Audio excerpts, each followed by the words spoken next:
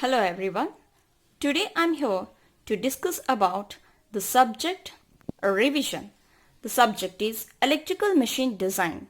So we have now covered up all the 4 modules from this subject, right? So previous to the 2 months back we had covered the portion. Now when we are going to start with the questions which you are going to attempt in the question paper. So let us see that in what way you are going to attempt the questions. Before that, let me give you a sequence of order how you are going to attempt the questions.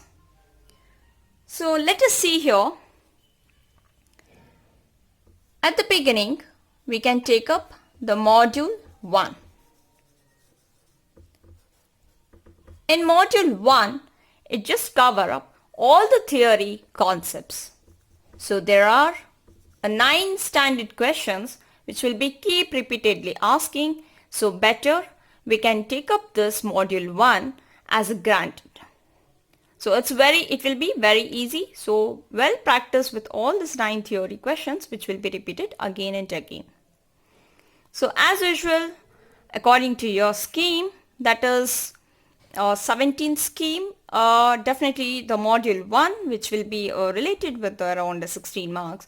So if it is 16 marks, definitely you can score at least 14 out of 16 marks.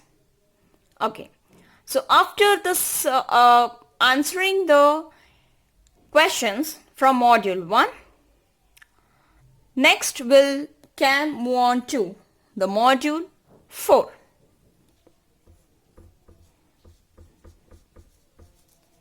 So module 4 is related with the design of a 3-phase induction motors. So here in this module we'll be having the theory plus the problem will be definitely given. So some part of A will be the theory and B will be the problem. Okay. So definitely there will be a problem along with the theory. But if you gain a knowledge of this module 4, definitely you can follow up the module 5, which will become more easier to solve the question paper, right? So in module 5 also, it's a design of a synchronous machines. So if you are very much familiar with all the specifications which is there being discussed in the module 4, all the assumptions which had been taken up in the module 4, you can practice the same thing and it will be almost similar in module 5. So definitely you will be having the one question will be theory and the other question will be the problematic, right? Fine. So if you study module 4, definitely you can gather the information for the module 5. After that, we can attempt to the question that is module 3. This module 3 is a design of a transformer. So definitely most of the specifications will be quite different compared to that of a rotating machines which we had been discussed in the module 4 and 5. So in module 3 also the question paper setup will be almost similar. The theory plus 1 will be the problem, right? All the standard problems which we have solved in the previous year question paper, it will be almost similar, only the values will be different, right? So after getting through this module 3, we can also go for the module 2. Module 2 is related with the design of DC machines. So again, it's a rotating part of a machine, right? Okay. But here, if you're not able to concentrate for all the 5 modules, if you want to score more marks, definitely you can go with the module 2. It will be easy because once you come across with the rotating machines module, that is 4 and 5, the parameter will be almost similar. If you follow up this, definitely you can follow up the module 2. Right? Okay. Here also you'll be having the theory plus the problem. Definite questions. Okay, fine. So as how I told you that you have to attempt in this sequence, which will definitely wins your heart, and as well the individually as well the valuator's heart, where you can score up well, okay, in this sequence, and you may not get more tension in the question from the question papers. You should not get panic enough. You have to be cool and start with the module 1, which is full of theory. Definitely you will get at least, you may gain 25% of your confidence level from this part. And if you win this module 4 and 5, definitely I can tell you, you will gain a knowledge of at least 75% of your mind will be relaxed. Fine. But those who are planning to just get past through it, module 1, 4 and 5 is sufficient. But not only that, what you can do here is, from all this module 4, 5, 3, 2, there is a definite question which will be keep repeating. What is that definite question? The theory question part. There are many theory questions will be there. Okay. But the common question you have to practice well before you go very in depth of the 4 and 5, 3 and 2 modules. Right? Okay. So what is that compulsory question is the derivation of the output equation. Derivation of the output equation, which is very, very important. Along with this, don't miss the theory part. That is, what are the factors which is going to influence onto this. The factors affecting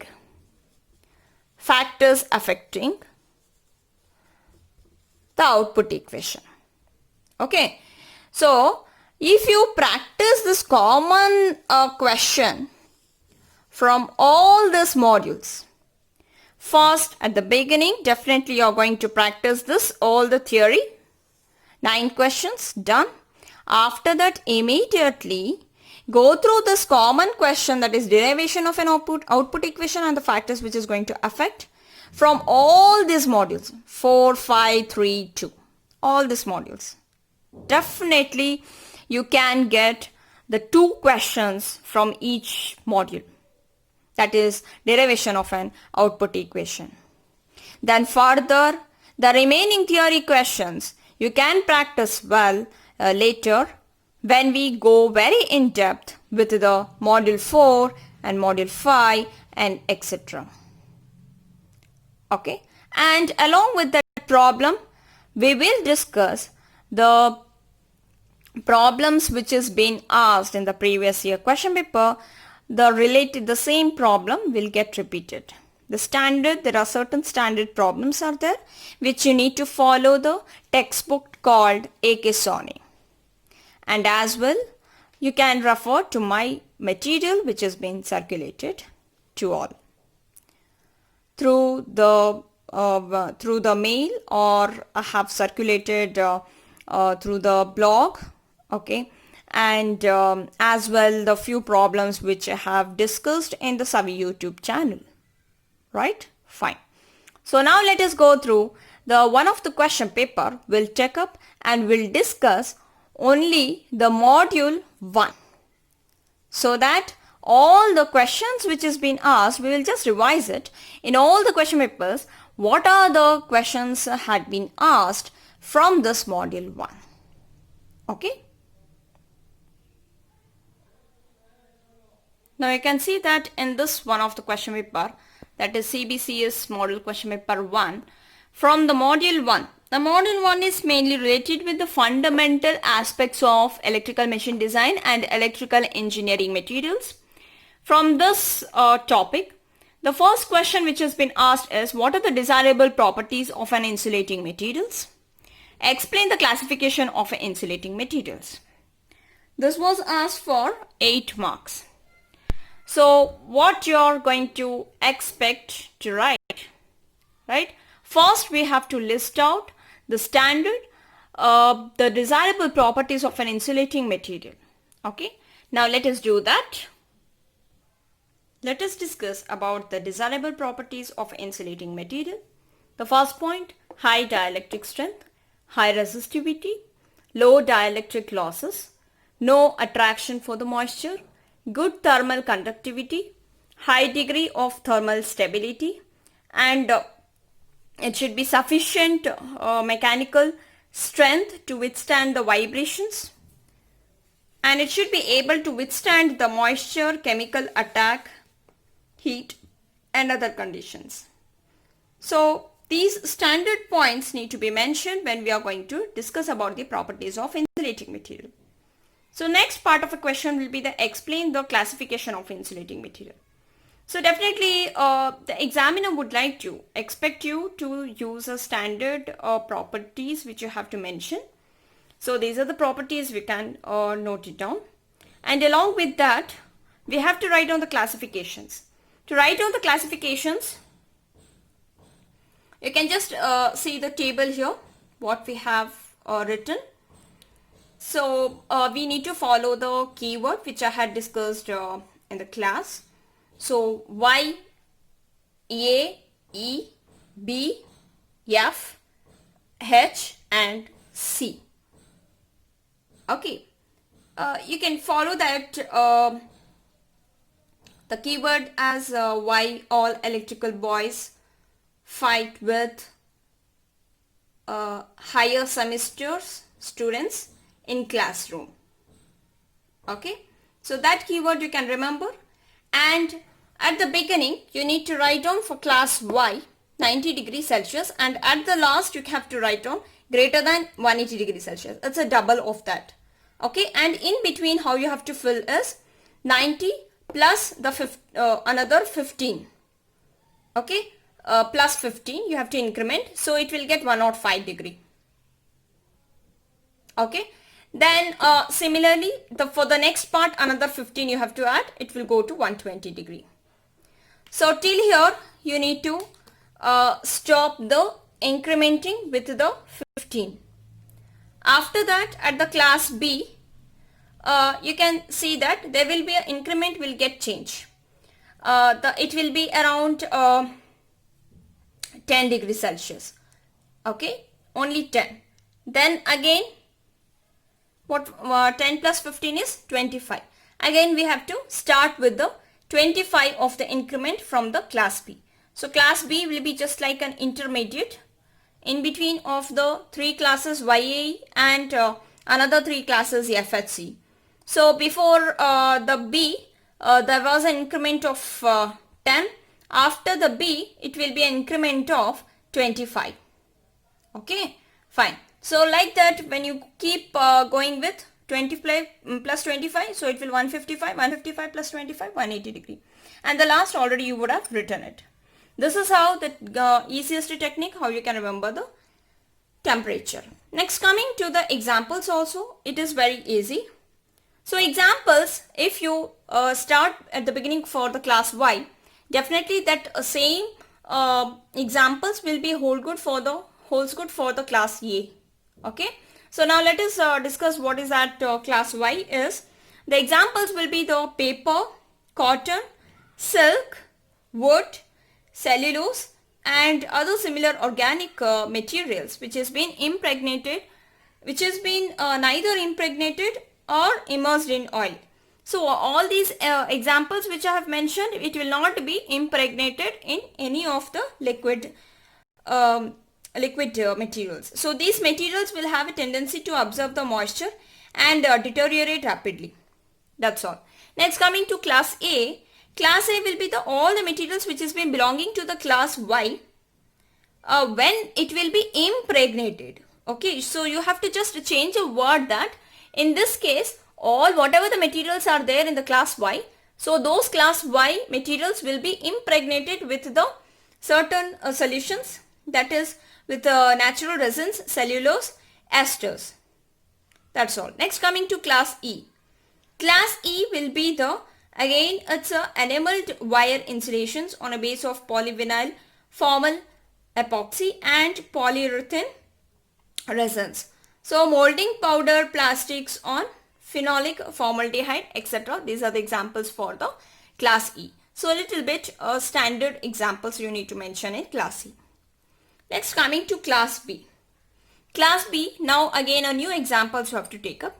That is like a mica, glass fiber, asbestos and other similar inorganic impregnator or glued together with varnishes or compounds which is having a ordinary heat resistances. So mica, glass fiber, asbestos and similar inorganic impregnated or glued together with some more thermally resistant. So those are all belongs to the class B. Next, coming to the class F. So in the class F, the example will be the varnishes or compounds such as like epoxide and polyurethane, etc. Next, about the class H. Class H, you have to again refer back to the class B itself. So again repeat the example. Mica, asbestos, fiber, glass, but it is impregnated with the other solutions, that is with silicons and which is containing no organic fibrous materials. That is about class H. Last but not least is the class C. Class C will be including the ceramics, quartz, asbestos, glass and mica, which are neither impregnated or bound with the organic substances. So they are not directly involved in the machine design. Okay. So this is what the examiner would like to expect you to write in the exam. Okay. So this is about this question. Next, coming to the 1B. Question 1B is explain the limitations in design of electrical machines. So let us see that what all the points you have to remember to discuss onto this question. So the solution for this question will be, we have to remember a keyword, that is the student of any institute from electrical and mechanical will give power to the computer science students. Okay. So this is how you have to remember. So you can take up S as a saturation, T as a temperature raise, I as an insulation, E as an efficiency, M as a mechanical parts, P as a power factor, C as a consumer specification and S as a standard specifications. So we need to explain each and every of these factors, okay, which will be very important. So you can just let's have a brief description about a saturation.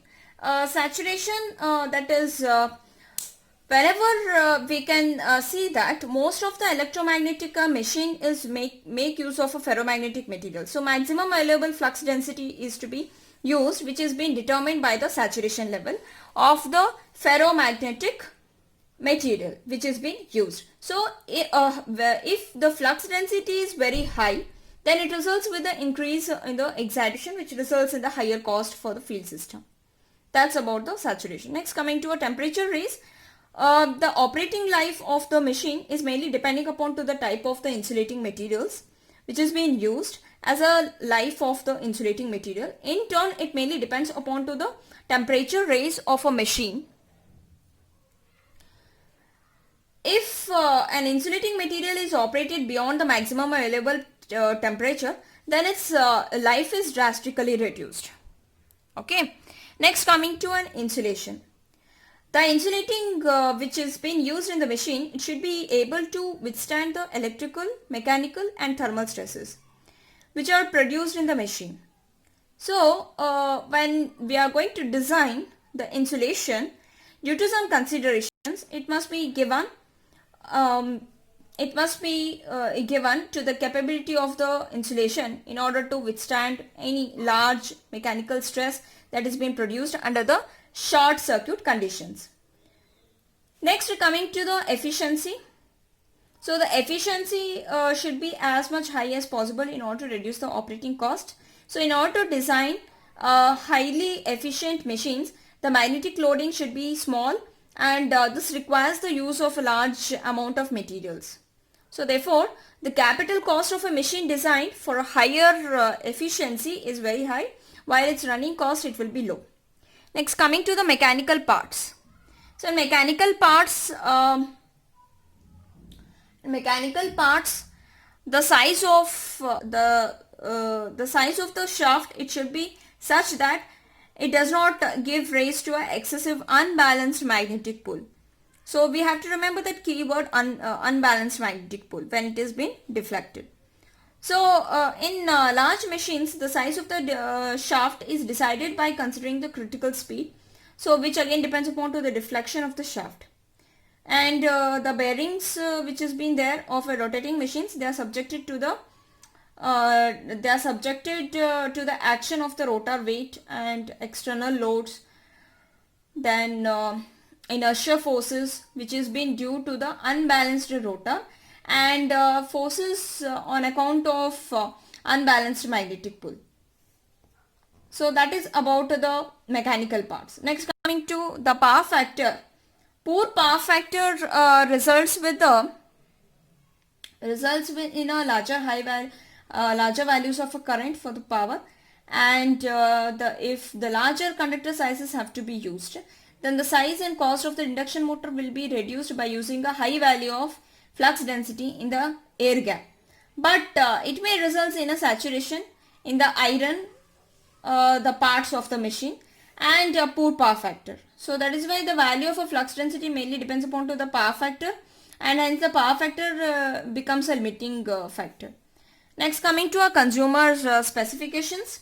The specifications which has been laid down in the consumer order have to be met, and the design evolved should be such that it satisfies all the specifications and also the economic constraints which has been imposed on the manufacturer. Next, coming to a standard specifications. Standard specifications, these specifications are the biggest strain on the design, because both the manufacturers as well as a consumer cannot give away from them without satisfying them. So this is about the question 1B. So this was asked for another 8 marks. So definitely we have to mention all these factors. Along with that, we need to explain. So without any explanation, definitely it is not much satisfied. So we have to explain each of these factors with a technical issue. Okay, what I had discussed just now. Now next, coming to 2A, B, C question. In this model question paper with the module 2 part. Okay, so which you need not to worry about it. So we'll not discuss about that another part of a question, because it is been covered from the module 2. So don't worry that you may get such type of question paper. Definitely from module 1 itself, the 2 ABC question will be set.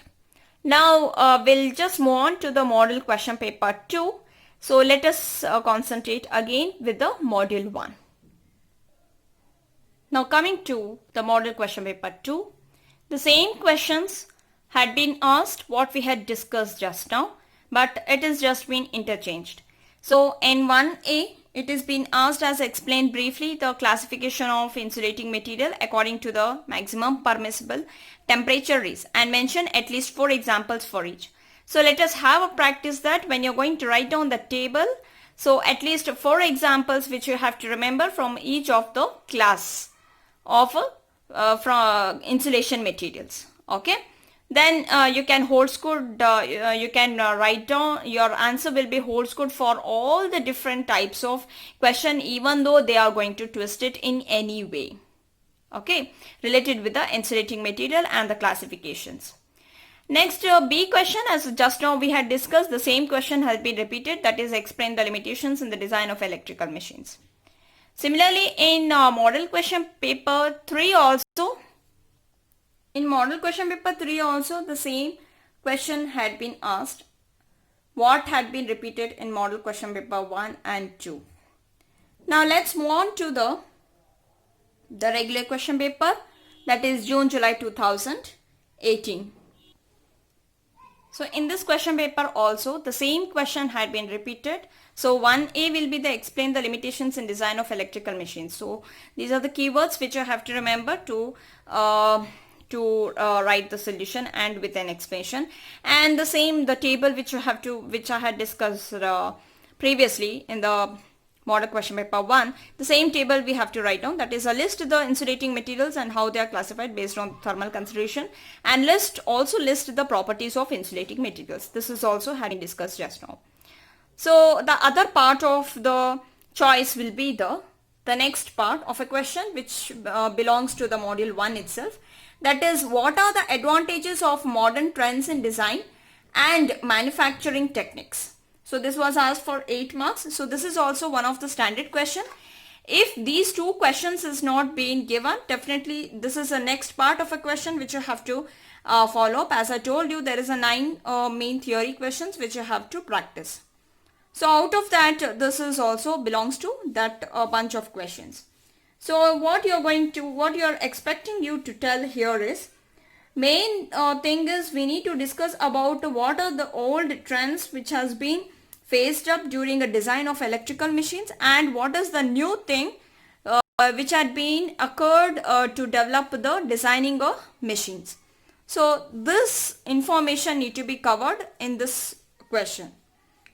Let me give you a brief discussion on to that is digital manufacturing solutions and technologies through their offerings like design for a manufacturing and design for a serving.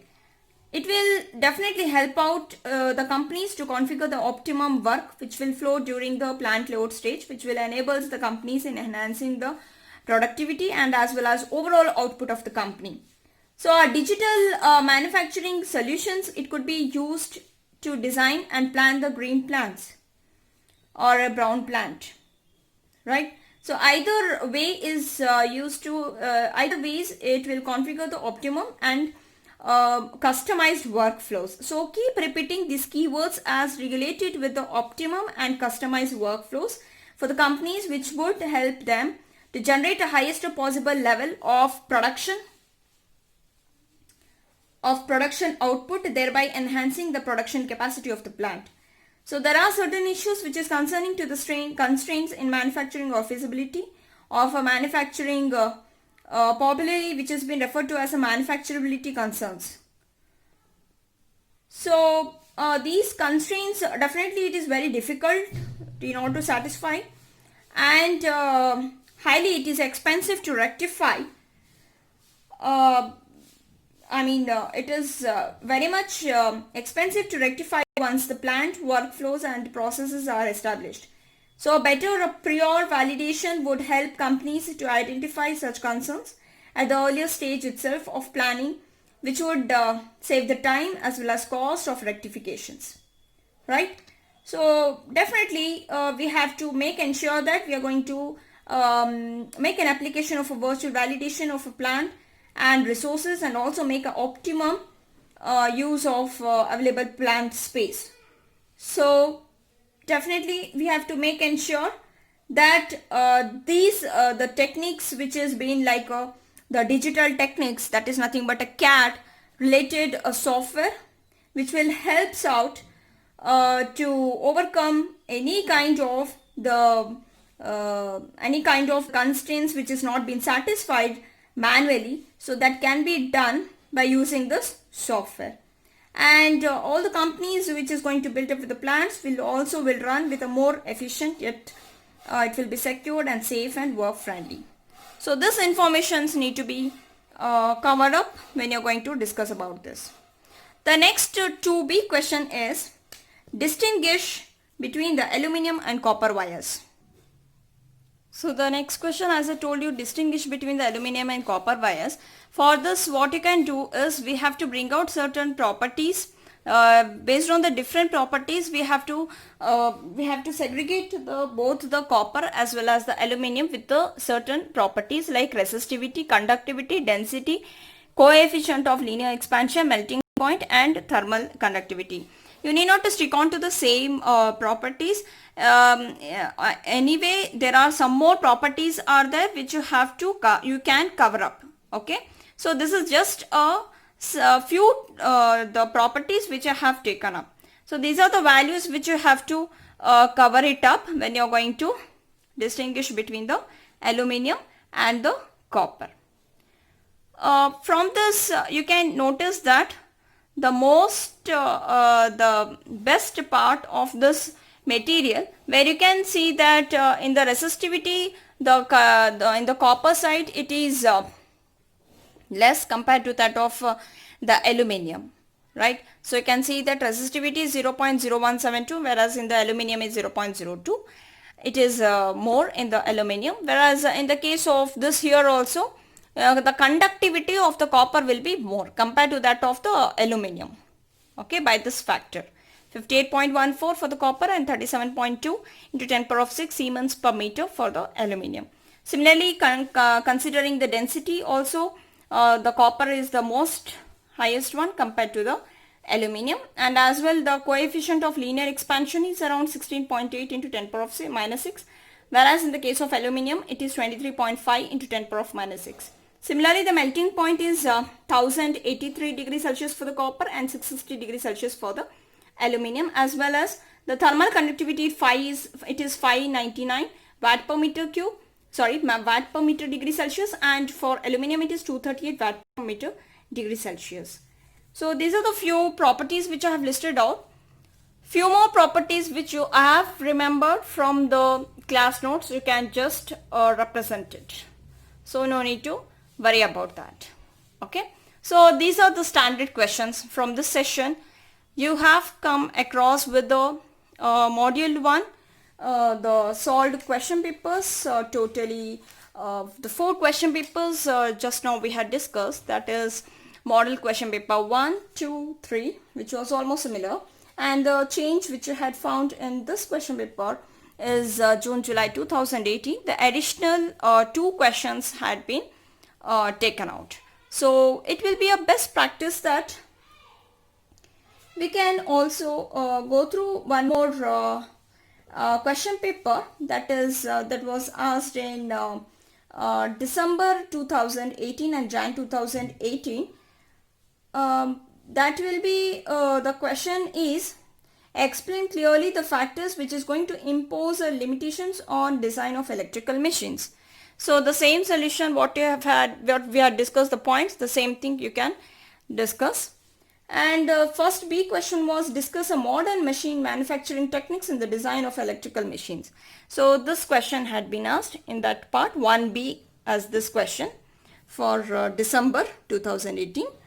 And that 2 questions had been mixed up for 88 marks. And 2A question was, what are the desirable properties of an insulating material? The same, this question itself, again they have repeated as question 2A, that is desirable properties of insulating material which has been used in electrical machine, and give the classification of insulating material based on thermal considerations and give examples for each materials.